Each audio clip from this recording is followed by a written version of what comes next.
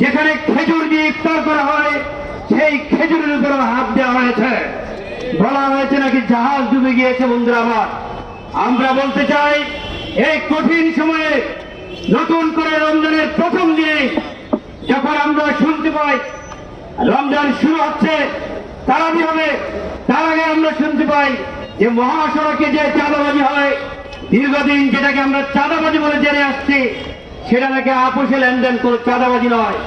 বন্ধুরা আমার, আমরা তীব্র নিন্দা জানাচ্ছি এবং নবগঠিত সরকারকে জনগণের পথ বোঝার জন্য আহ্বান করছে।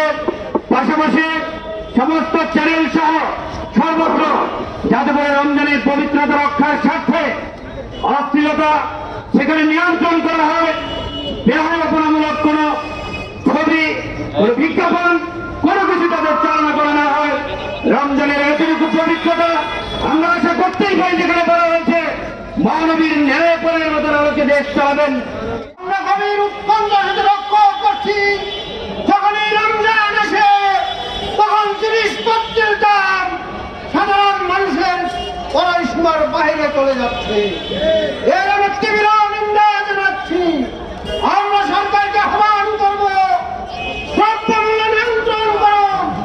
আপনারা যে অগ্রাধিকার কিন্তু কর্মসূচি ঘোষণা করেছেন, এর ভিতরে একটা হলো দ্রব্যমূল্যের ঊর্ধ্বগতি নিয়ন্ত্রণ।